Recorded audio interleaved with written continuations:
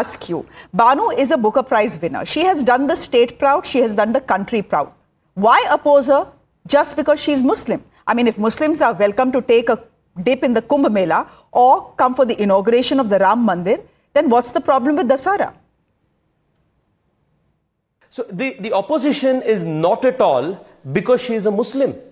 The opposition is precisely because of the view she herself has expressed at multiple occasions with respect to certain Hindu traditions and Kannada language. I have specifically tweeted a clip of her speech where she denigrates the comparison of Kannada language to goddess Bhuvaneshwari, which is the practice here for thousands of years. This language predates even Islam. And comparison of Kannada as a mother tongue, as a mother, as a goddess Bhuvaneshwari, and the Kannada flag, the yellow and the vermilion, the red, comparing it to Arshina and Kunkuma. This is a part of this culture, the Kannada culture. So, her opposition to this is what has riled up so many people. And Dasara and Vijay Dashmi is essentially a religious festival. And it is the state festival. It is the festival of this culture, Kannada culture. People today are asking, could we not have found anybody who would have respected the culture of this land and would not have had an objection to the glorification of this language as goddess Bhuvaneshwari, because the function that she is invited to, the program that she is invited to, is to do the first inaugural prayer to the god.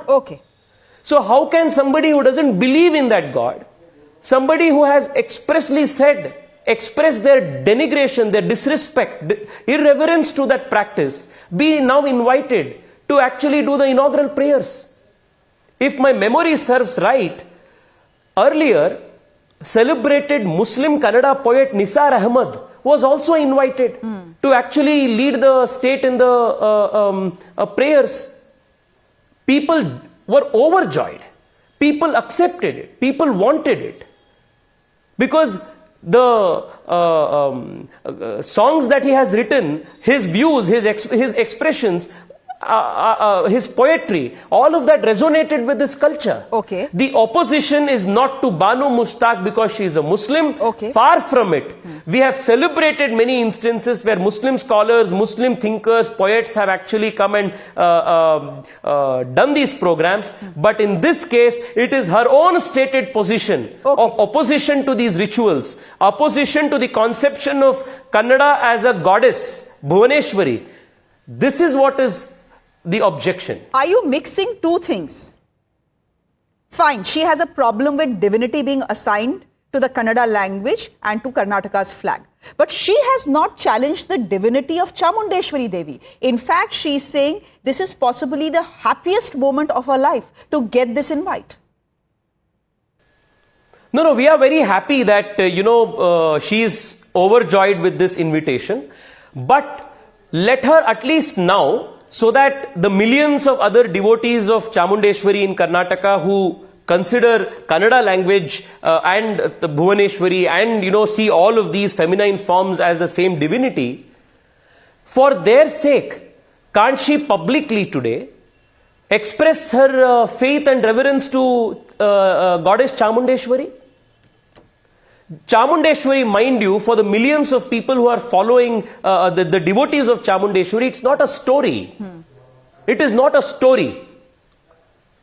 It is a lived experience. People connect to it as a lived experience. So for these millions of devotees, can't she today express publicly her faith and reverence and respect for goddess Chamundeshwari, the traditions of Dasara? We will be more than happy. But the very fact that she's saying that she's overjoyed to get the invite, the very fact that she's saying that she's very happy to do the rituals, means she believes in the goddess, right? Which is why she's coming. She has not said at any point she doesn't believe in Chamundeshwari Devi. No, this is not any game, right? Where you can take away divinity and just be overjoyed at, performing an activity. What activity are you performing? It is a prayer. Can you lead the state in a religious prayer when you do not have belief in that God? Can you do that? And also say that I'm overjoyed because I'm getting all this attention because the state has invited me as the state. I don't know what is the reason for being joyous. For a believer, it would be the opportunity to lead the state in prayer of this of the divinity. But for somebody who is perhaps who has stated and expressed no reverence to the divinity, the overjoy must perhaps then be coming from the fact that she is recognized and requested to be the guest of honor by the state government. These are two different reasons for being overjoyed.